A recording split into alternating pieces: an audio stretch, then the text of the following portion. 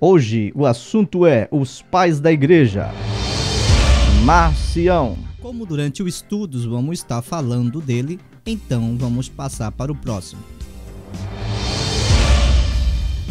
Justino, filósofo, nasceu no princípio do século II em Flávia, Neápolis, na Samaria.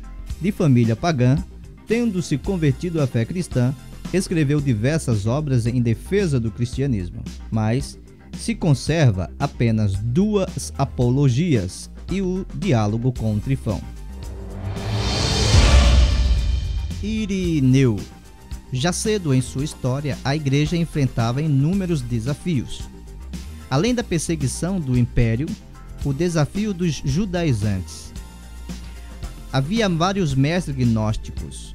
Eles defendiam uma doutrina específica e tinha em comum o fato de dizerem haver recebido um conhecimento gnosis secreto do próprio Cristo e dos apóstolos, de onde veio seu nome. De fato, Eusébio da Cesareia, em sua História Eclesiástica, menciona o surgimento dos gnósticos bem no início da história cristã. É neste cenário que surge um personagem que, apesar de ser muito importante, pouco se sabe sobre sua vida. Irineu, bispo de Lyon, atual cidade de Lyon, na França, não se sabe quando nasceu. Alguns defendem que tinha nascido em 115 e 125 d.C., outros entre 130 e 142 d.C. O que se sabe é que nasceu na Ásia Menor, talvez próximo de Esmirna. Não se sabe por que Irineu foi para a Gália. Sabe-se que por volta de 177 está na região. Neste ano, a igreja de Lyon sofre o martírio sobre o reinado de Antônio. Irineu teria ido a Roma nesta época para levar uma carta ao bispo da cidade. Enquanto estava fora, os cristãos de Lyon sofreram martírio.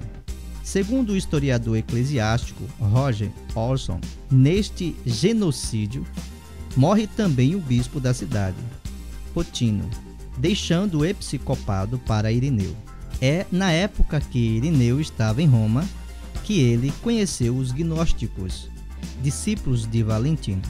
Abismado com o crescimento em meio cristão do gnosticismo, Irineu se põe a estudar e refutar o movimento. É neste momento que Irineu se torna o primeiro pai da igreja que se dispõe a escrever sobre a doutrina cristã de forma detalhada. Nasce então as bases da teologia. Tertuliano nasceu em Cartago por volta de 150 e 155 d.C. Filho de família pagã abastada, estudou direito e exerceu a profissão em Roma. Tinha o domínio da língua grega e possuía grande erudição em filosofia e história. Entre os anos de 190 e 195 d.C., converteu-se ao cristianismo provavelmente em Roma e passou a dedicar-se ao estudo da literatura cristã, tanto ortodoxa quanto herética. Em torno do ano 200 d.C., Tertuliano rompeu com a Igreja Católica, passando a criticá-la veemente em reiterados protestos. Alguns historiadores afirmam que antes de sua morte fundou sua igreja própria. No período em que houve uma grande perseguição contra os cristãos movido pelo imperador Sétimo Severo no norte da África, em 202 d.C., que reacendeu o puritanismo natural em Tertuliano, levando-o a simpatizar-se com o montanismo. O que mais chamava a atenção neste movimento era os seus aspectos ascético e antimundanos. Pouco tempo depois voltou a Cartago, onde foi ordenado presbítero e lá viveu até a sua morte, que ocorreu entre os anos de 222 e 225 d.C. Fonte Q. E os evangelhos e a fonte Q. Quem usurpou quem? Vejamos o evangelho de acordo com os pais da igreja e entenda por que o Talmud amaldiçoou Jesus. Tire suas conclusões. Bom, pessoal, eu quero estar falando aqui ideias contrapostas de Marcião. Agora veja só, Marcião foi considerado um herege pelos seus opositores. Só que eu quero que vocês observem o seguinte: o Messias falou o que a respeito daqueles que o seguem, daqueles que fazem a sua vontade? Você sabe? Você lembra? Se não, vou deixar alguns versículos para que você leia por si só, chegue à conclusão. Ok? E depois vamos estar falando de Marcião.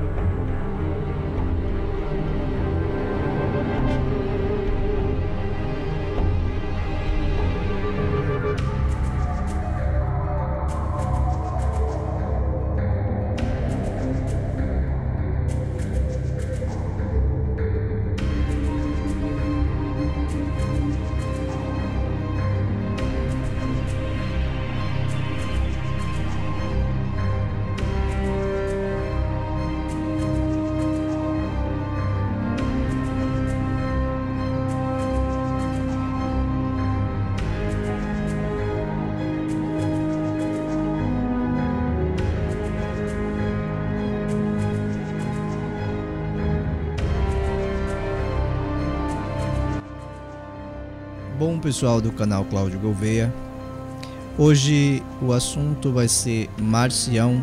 Para muitos é um assunto que é desconhecido e quero trazer algo interessante sobre Marcião, porque quando nós deixamos o Espírito da Verdade nos guiar, ele nos guia e nos leva a entender que não estamos sozinhos na crença que nós temos a respeito do Pai ser um Pai sempre eterno, um Pai de amor, aquele que o Messias nos trouxe, e que não tem nada a ver com um Deus ruim, um Deus mau e destruidor do Antigo Testamento.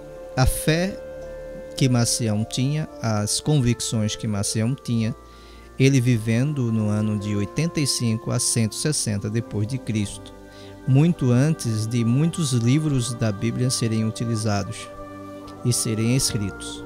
Então Marcião é um dos pais da igreja.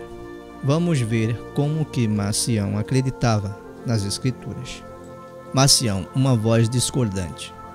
Marcião, 85 a 160 d.C. Introdução.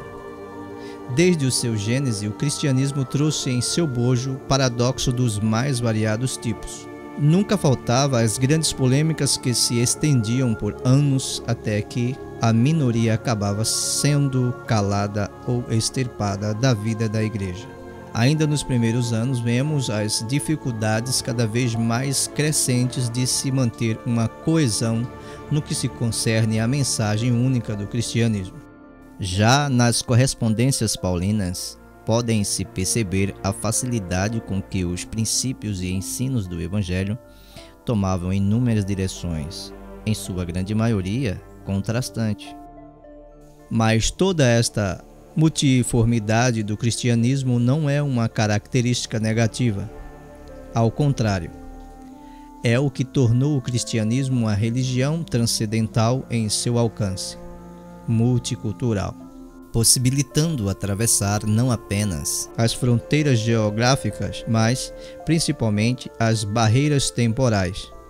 Deste modo, em todos os tempos, o cristianismo teve que enfrentar não apenas seus adversários externos, mas invariavelmente seus embates internos, que o obrigava a periodicamente revisar seus preceitos e dogmas.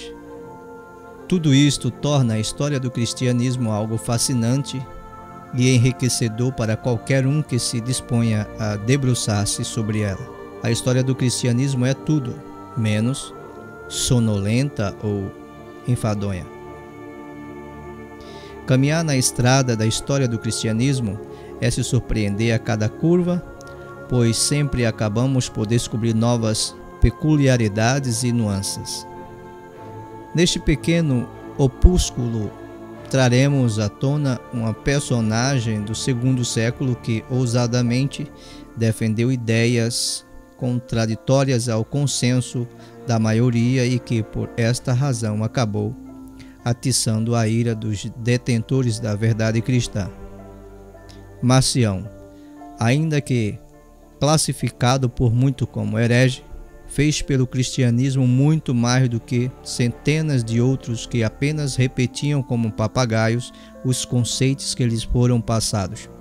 O posicionamento e questionamento de Marcião possibilitaram ao cristianismo uma profunda e ampla autoanálise, do qual emergiu-se um cristianismo maduro e consistente. Origem de Marcião. Marcião, 81 a 160. Nasceu em Sinope, num ponto às margens do Mar Negro, filho do bispo cristão do lugar, o qual o expulsou. Ainda não sabemos o real motivo. Rico, dono de muitos navios, transferiu-se para Roma por volta de 139. Filiou-se à congregação romana, destinada a uma quantia volumosa em dinheiro às suas obras de benemerência.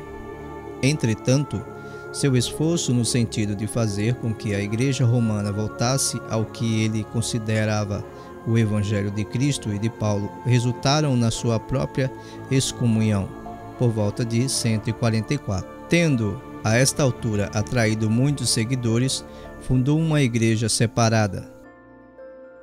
Relativamente pequeno é nosso conhecimento sobre Marcião, visto que seus trabalhos foram destruídos, ou perdidos, ou ambos.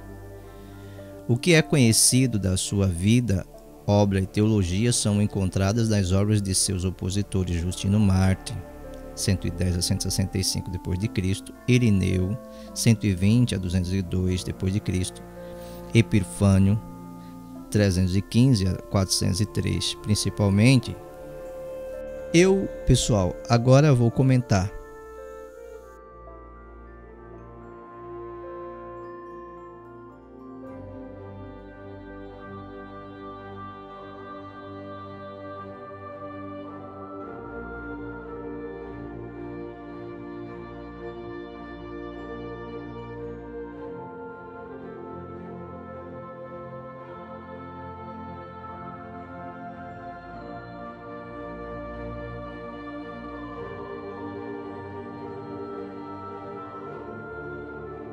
Devemos dar a credibilidade para quem estava muito mais próximo do Messias, no tempo mais próximo do Messias.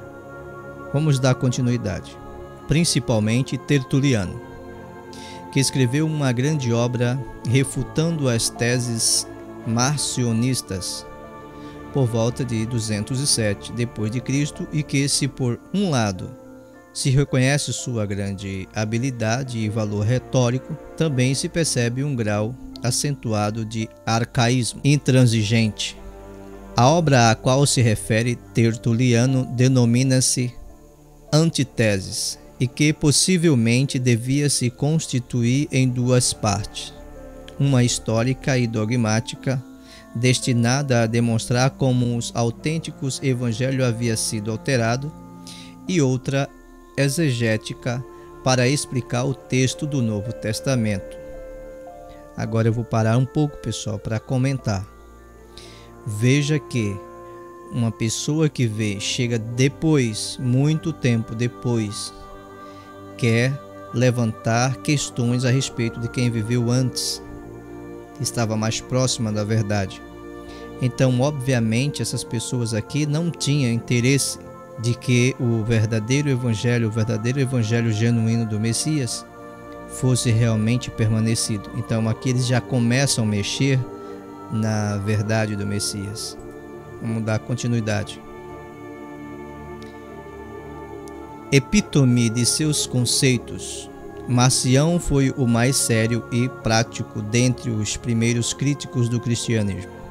Cheio de energia e zelo, ainda que inquieto, rude e muitas vezes excêntrico, Marcião não era o tipo de que devia ser considerado respeitador de tradições. Antes, valia o contrário a seu respeito. Ele antecipou em muitos séculos as grandes perguntas relacionadas à moderna crítica bíblica e ao cânon.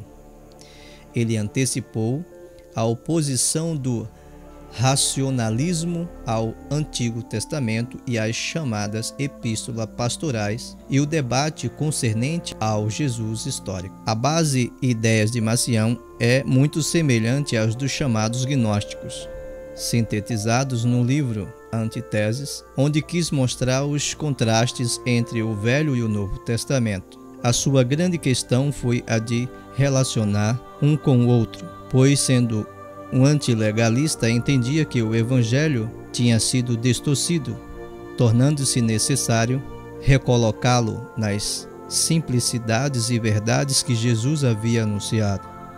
Marcião insistia que a Igreja havia obscurecido o Evangelho por procurar harmonizá-lo com as ideias do Velho Testamento. Ele e seus posteriores seguidores afirmavam que Jesus Cristo trouxera uma concepção de um Deus de amor, enquanto que o Deus do Velho Testamento era vingativo, criador de um mundo mau e de lei judaica, portanto, devia ser rejeitado pelos cristãos. O Deus de amor nada tinha a ver com a lei, existindo uma diferença absoluta entre justiça e misericórdia, entre ira e graça.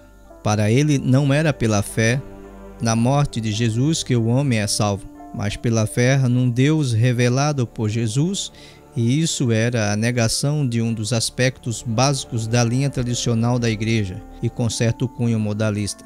Afirmava que Jesus Cristo é o outro nome do Deus bom e que o Deus do Velho Testamento conseguiu a sua crucificação, a crucificação do Messias.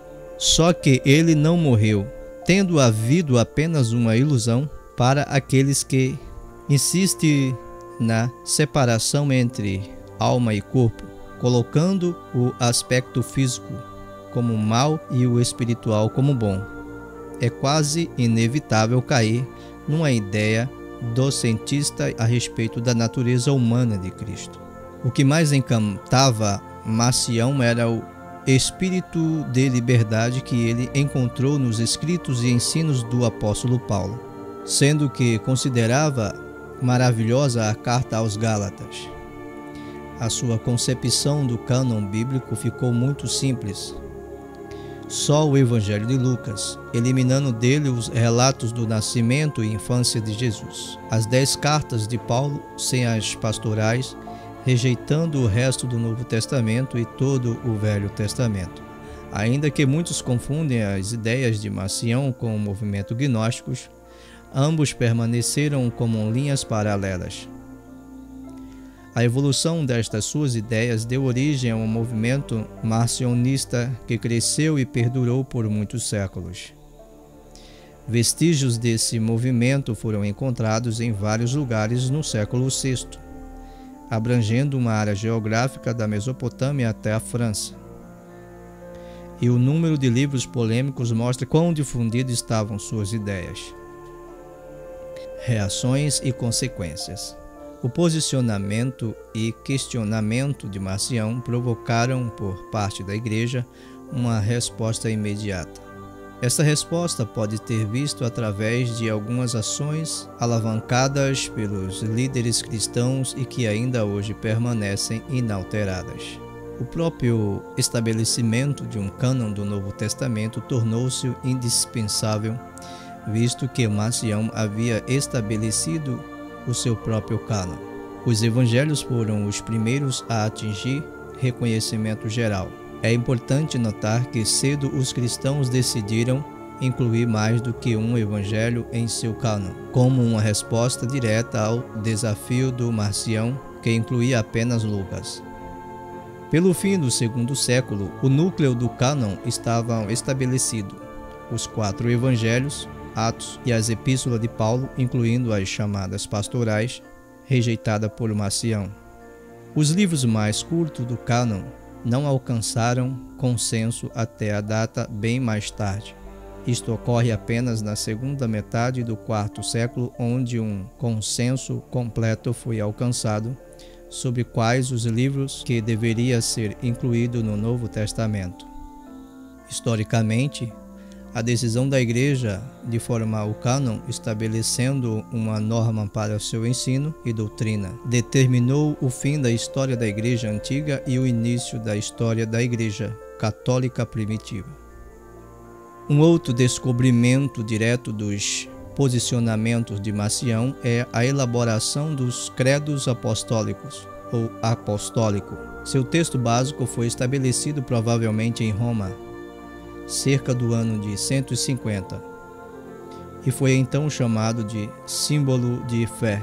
O símbolo de fé era um meio de reconhecimento, tal como um símbolo de um general dava para um mensageiro, de modo que o recipiente podia reconhecer um mensageiro verdadeiro. Igualmente, o símbolo estabelecido pelos líderes cristãos deveriam distinguir os crentes verdadeiros dos que seguiam outras diretrizes, particularmente o gnosticismo e o marcionismo.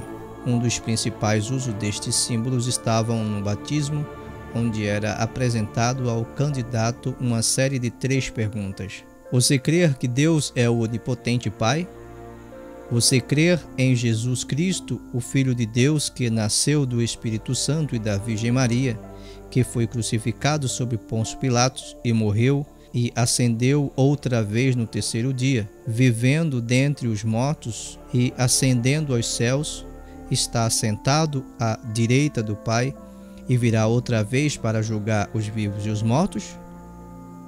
Você crê no Espírito Santo, na Igreja Sagrada e na ressurreição do corpo?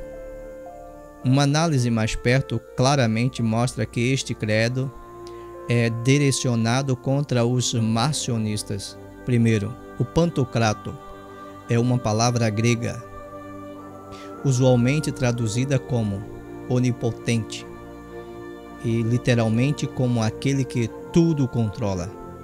A ideia que Deus controla tanto o mundo espiritual quanto o mundo material sem qualquer distinção entre eles, que era uma tese de Marcião. O parágrafo mais extenso do credo é procedimento original do Filho. Isto porque era precisamente em sua cristologia que Marcião se diferenciava mais amplamente da Igreja. Primeiro, nos é dito que Cristo Jesus é o Filho de Deus. Outras versões antigas dizem Filho do mesmo, ou seu Filho. Jesus é o Filho de Deus que controla acima deste mundo e acima de toda a realidade. O nascimento de Maria, a Virgem, não é primeiramente para acentuar o nascimento virginal, completamente claro, mas para melhor assegurar o fato de que Jesus nasceu e não apenas se fez simplesmente aparecer na terra, como Marcião afirmava. A referência a Pôncio Pilatos não é simplesmente para colocar a culpa no governador romano, mas para melhor datar o evento, como que insistindo no fato de que isto foi um fato histórico, um evento datável e, além disso, era negado que Jesus foi crucificado, morto e ascendeu outra vez. Finalmente, é asseverado que este mesmo Jesus voltará para julgar uma nação que Marcião jamais poderia aceitar. A Santa Igreja é assegurada porque cristãos estavam começando a subestimar a autoridade da Igreja.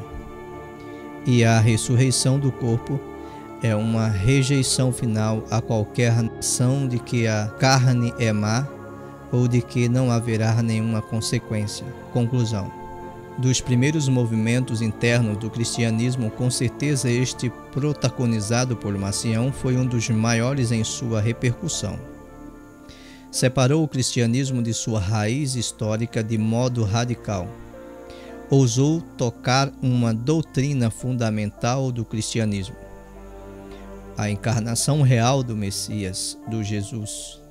Não apenas desautorizou o Antigo Testamento, como também teve a ousadia de colocar Jeová no banco dos réus. Tudo isso pode parecer inverossímil nestes nossos dias, mas em seu contexto histórico próprio havia muitas justificativas para protesto de tal sorte. A voz destorcente de Marcião atendia, na verdade, um anseio crescente contra toda espécie de legalismo que estava agonizantemente tentando sobreviver e combado dentro do cristianismo.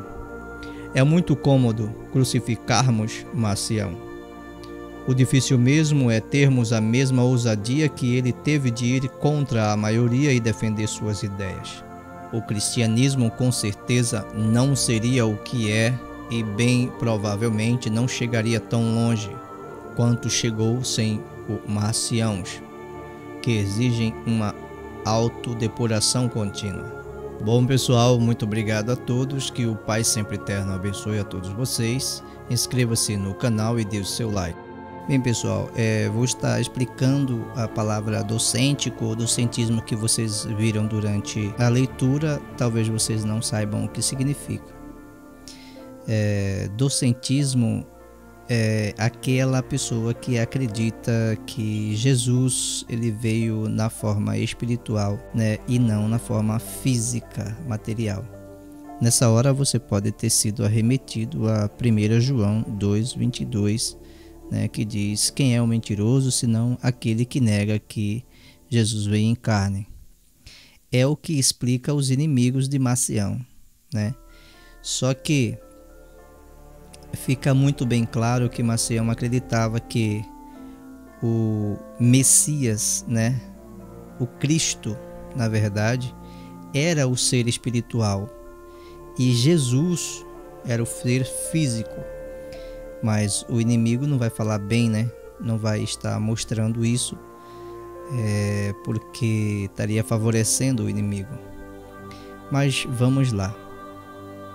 Mesmo que Marcião acreditasse que o Messias ele veio realmente na forma espiritual e passou pelo que tinha que passar, nos ensinou para sermos levados para o seu reino. Mas vamos lá.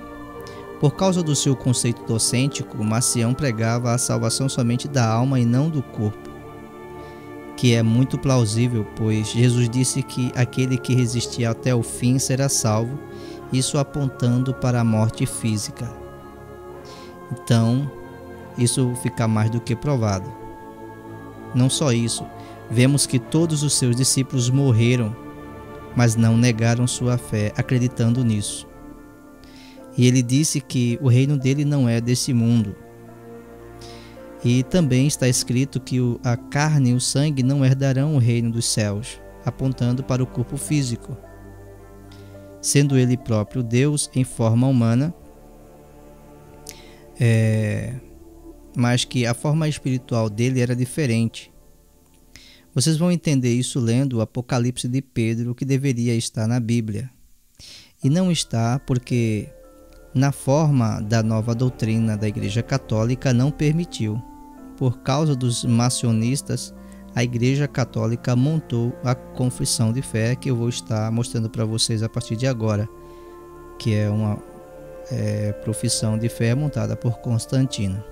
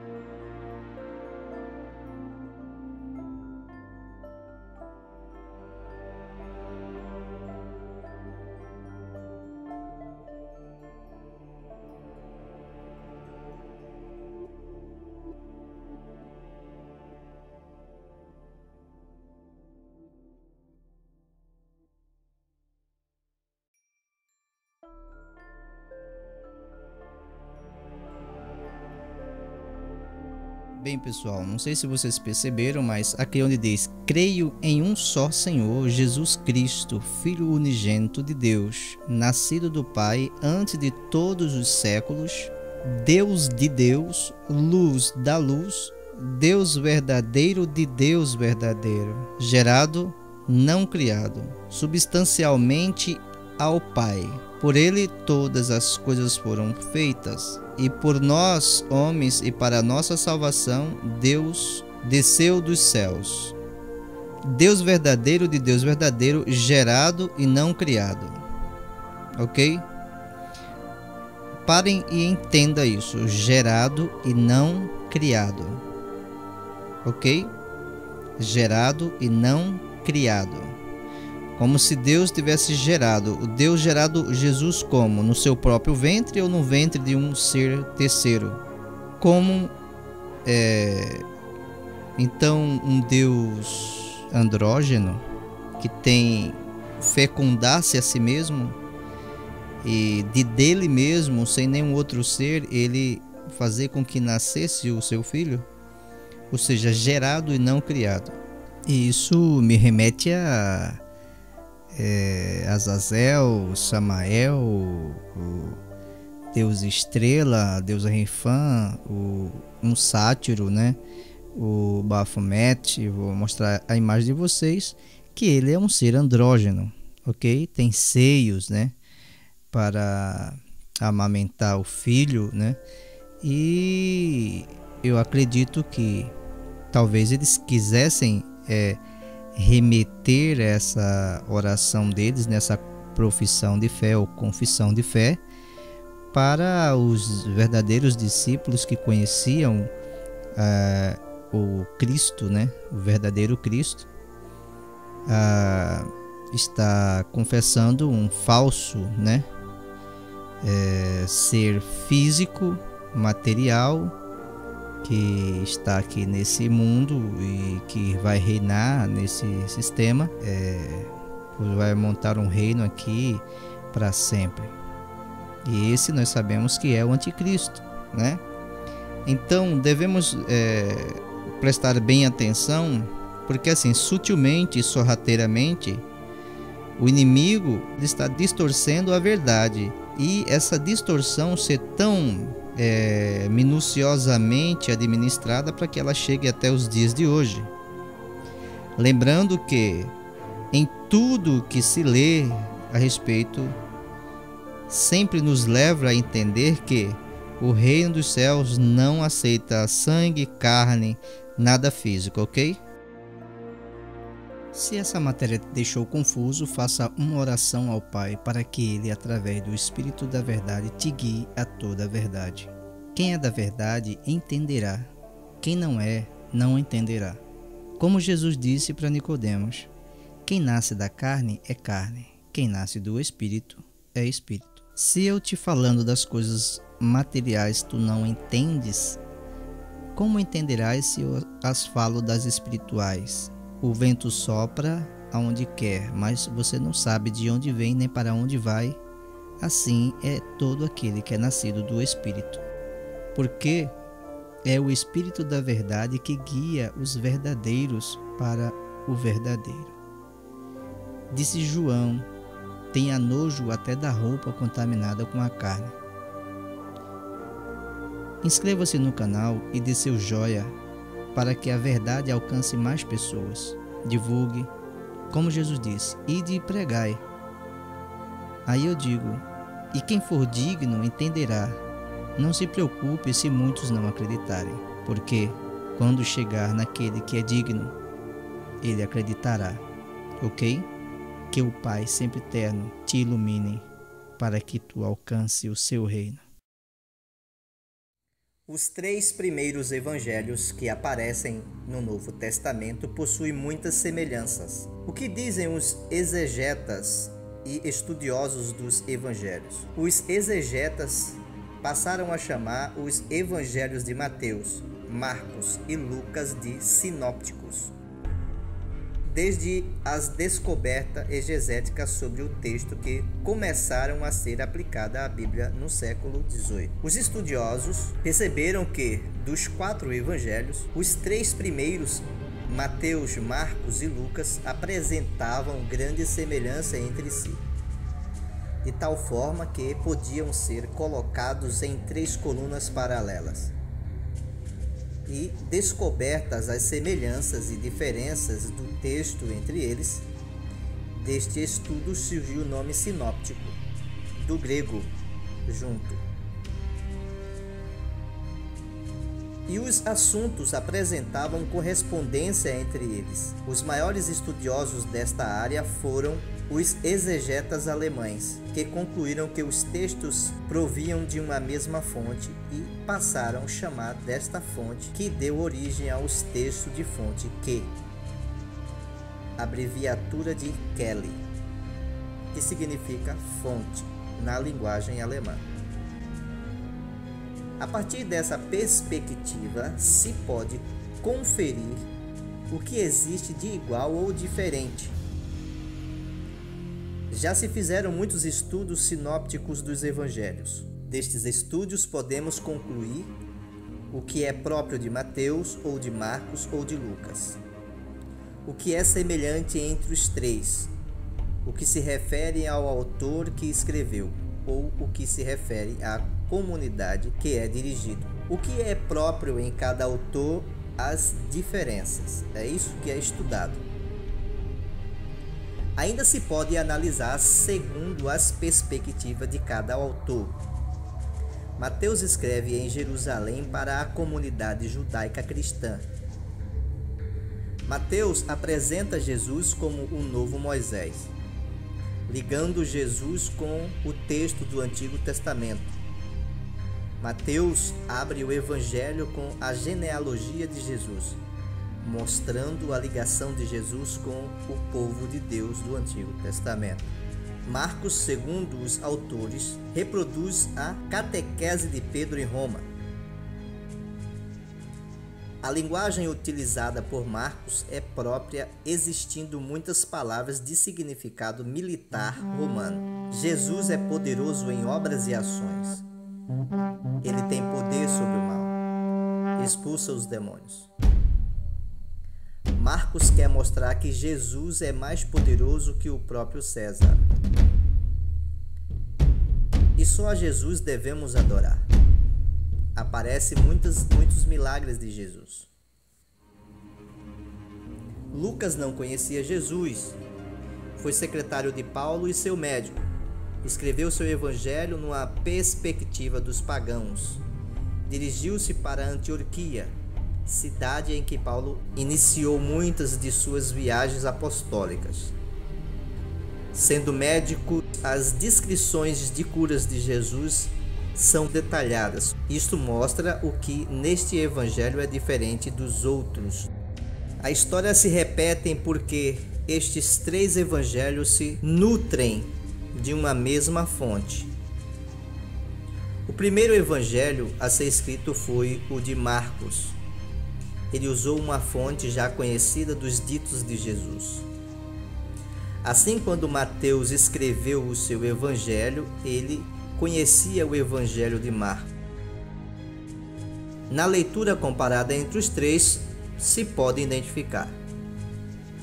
Acrescenta elementos próprios e fatos de Jesus que julga interessante para a comunidade. Lucas, o último dos sinóticos a ser escrito, possuía duas fontes. A fonte chamada Kelly, que é dito de Jesus repetido nas comunidades, e ele também conhecia os evangelhos de Marcos e Mateus, acrescentando as suas características próprias ao texto que julgava importante para a comunidade. Inclusive, a parábola do filho pródigo só aparece em Lucas. Assim podemos dizer, os evangelhos sinóticos estão relacionados um com o outro da seguinte forma. O Evangelho de Marcos possui 661 versículos, o Evangelho de Mateus possui 1068 versículos e o Evangelho de Lucas possui 1149 versículos. Neste confronto entre os evangelhos ainda podemos constatar que o Evangelho de Mateus tomou de Marcos 600 versículos. E Lucas, escrito mais tarde, tomou de Marcos 350 versículos. Existindo ainda uma fonte não identificada, não foram encontrados textos, que colaborou com 235 versículos para o Evangelho de Mateus e Lucas. O conteúdo do texto diz respeito aos discursos de Jesus e não aos milagres. Sendo assim, textos próprios de Marcos seriam 68 versículos, e próprio de Mateus seriam 233 versículos, e próprio de Lucas seriam 564 versículos.